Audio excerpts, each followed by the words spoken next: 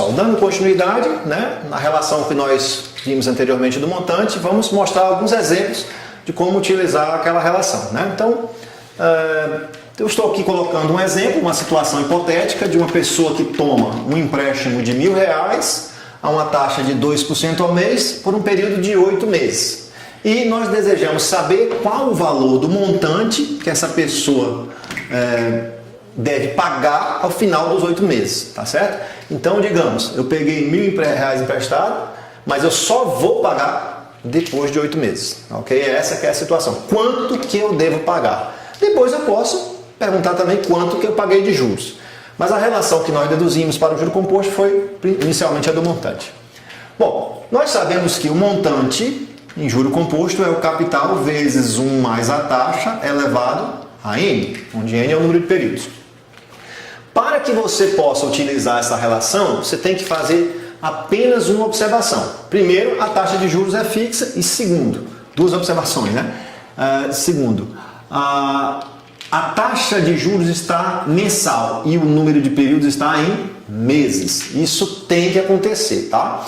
Para você utilizar a fórmula, a taxa e o prazo devem estar na mesma unidade, sempre, em qualquer problema. Se não estiver na mesma unidade, você deve fazer adequações, né?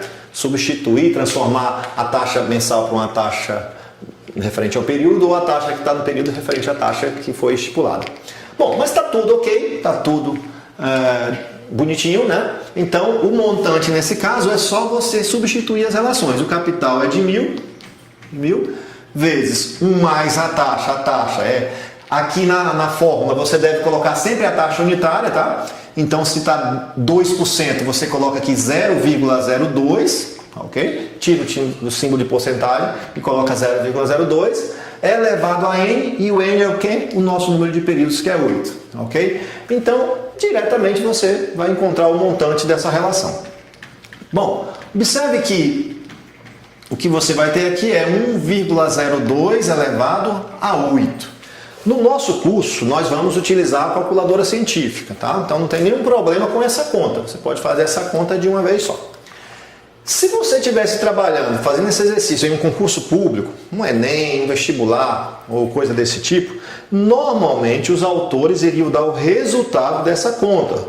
Ou seja, eles iam fornecer em algum momento do texto, eles iriam dizer, olha, considere 1,02 elevado a 8 igual a aproximadamente 1,1716, e você utilizaria aquela informação para substituir aqui, tá? Isso se você estivesse falando de um concurso público.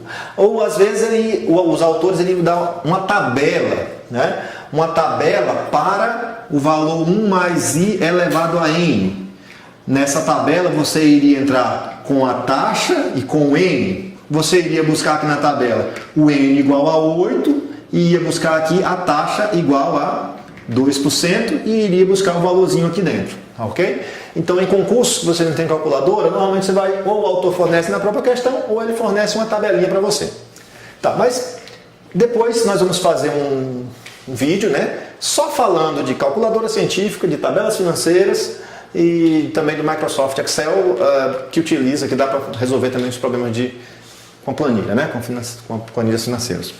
Bom, no caso aqui, não tem mistério, tá? Você pega a sua calculadora científica, digita o número 1.000, multiplica por 1,02 elevado a 8, vou mostrar isso em outro vídeo, como faz isso bem, com bastante detalhe, e você vai obter aqui um montante de 1.171,66 centavos aproximadamente, ok? Então, significa que nesta transação, ao final de 8 meses, deve-se devolver para a pessoa que tomou o dinheiro emprestado R$1.171,66 centavos, né? O que implica que o que foi pago de juros, observe que os juros é o quê? Se o montante é o capital mais os juros é o montante subtraído do capital financiado. É só subtrair um do outro. É intuitivo, né? Não precisa decorar aquilo.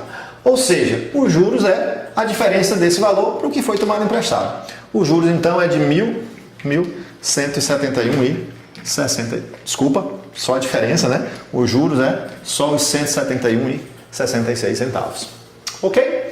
Então, essa é uma situação, né? Encontrando o montante. Agora, pessoal, observe também o seguinte, tá?